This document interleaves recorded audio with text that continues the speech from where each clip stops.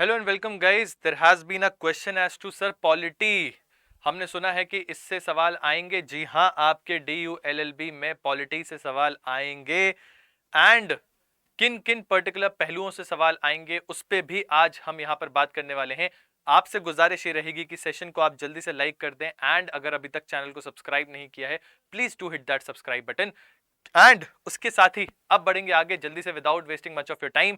CUET-PG यानी आप चाहते हो कि आपका दिल्ली यूनिवर्सिटी या बनारस हिंदू यूनिवर्सिटी से लॉ का सपना जो है वो पूरा हो सके, तो उसके लिए आपको CUET-PG examination with flying colours जो है वो निकालना होगा, राइट। तो चलिए देखते हैं इसके कुछ इंपॉर्टेंट टॉपिक्स जो कि आपको आने चाहिए।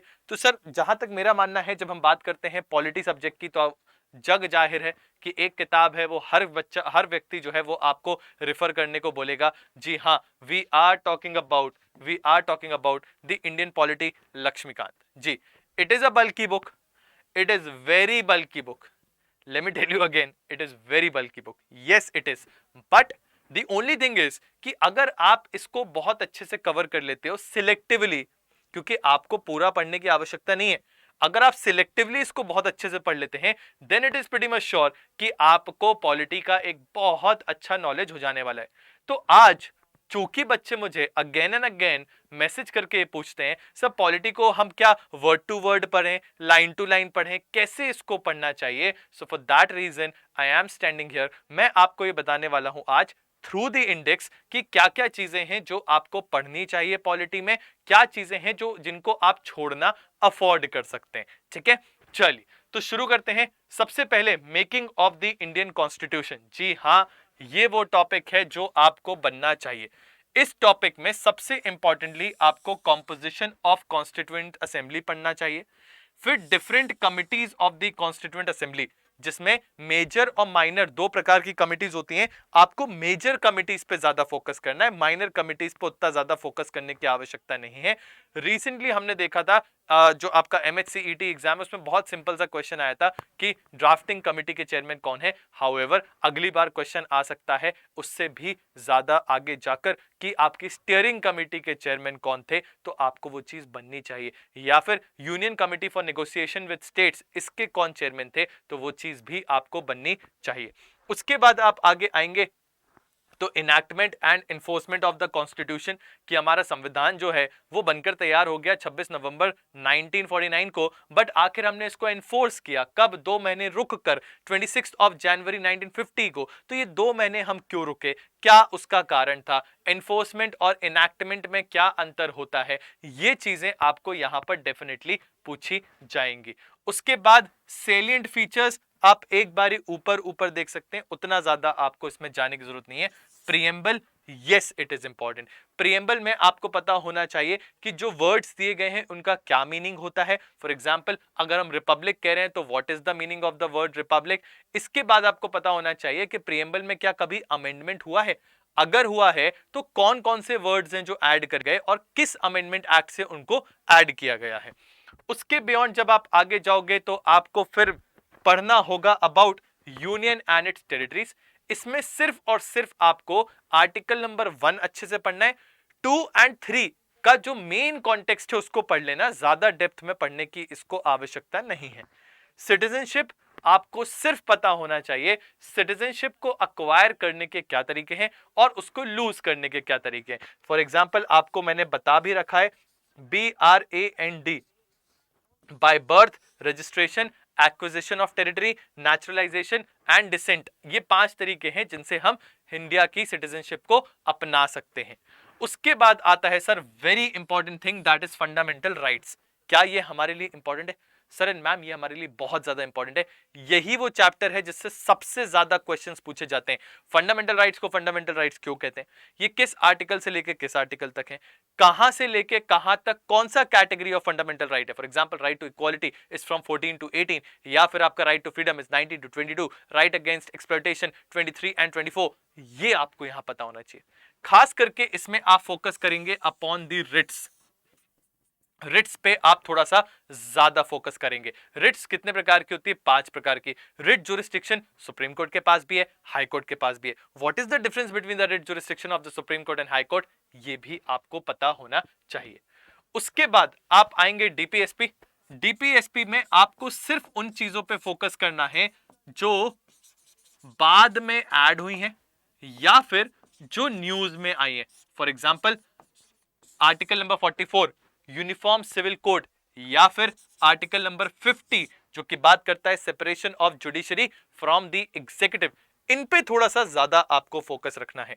देन फंडामेंटल ड्यूटीज किस कमिटी के रिकमेंडेशन पे ऐड करी गई, क्योंकि फंडामेंटल ड्यूटीज हमारे ओरिजिनल कॉन्स्टिट्यूशन में नहीं थी, इनको बाद में ऐड किया गया।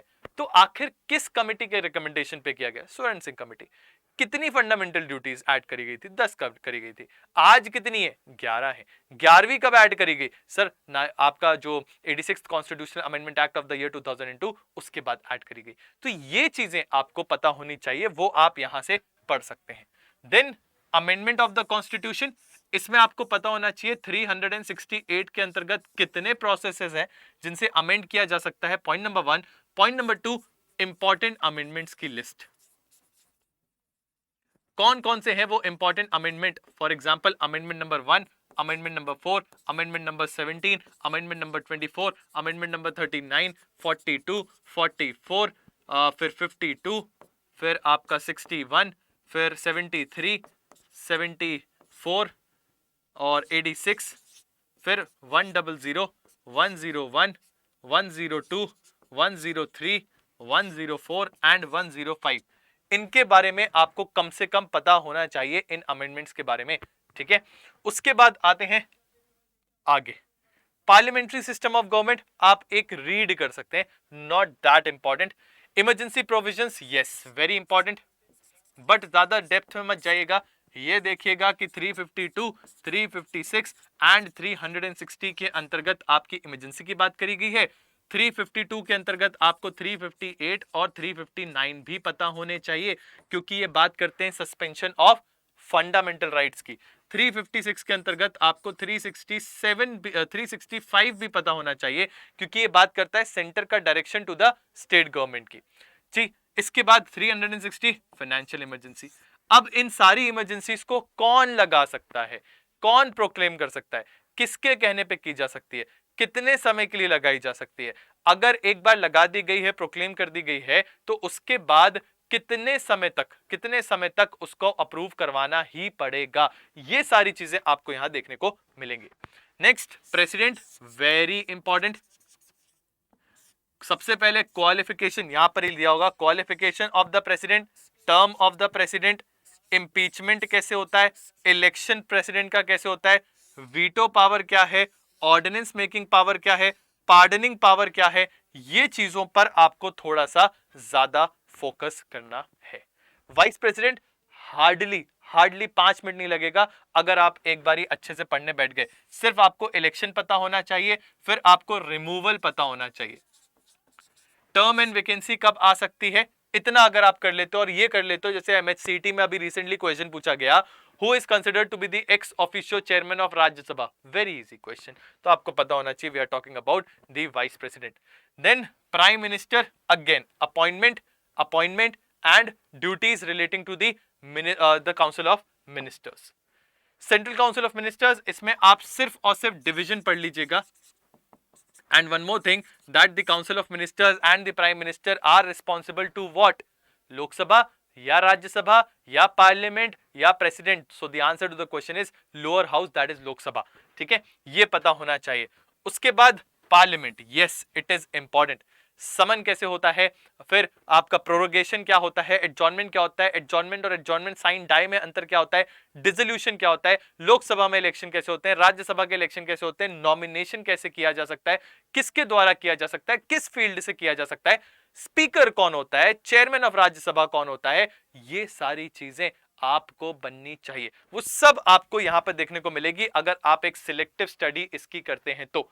Next, supreme court, very important. When we talk about this supreme court, आपको पता होना चाहिए खास करके जजेस का अपॉइंटमेंट कैसे होता है। There is a conflict between NJAC system and collegium system. तो ये एनजेक सिस्टम क्या है, कैसे ये 99th कॉन्स्टिट्यूशनल अमेंडमेंट एक्ट के अंतर्गत ऐड किया गया, हाउएवर इसको बाद में अनकॉन्स्टिट्यूशनल बोल के हटा दिया गया। तो इन चीजों के बारे में आपको पता होना चाहिए। इसके अलावा jurisdictions, different jurisdictions of supreme court. Advisory jurisdiction क्या होता है, ओरिजिनल जुरिस्डिक्शन क्या होता है, रिट जुरिस्डिक्शन क्या होता है, इन सभी चीजों को एक बारी आप जरूर पढ़ें।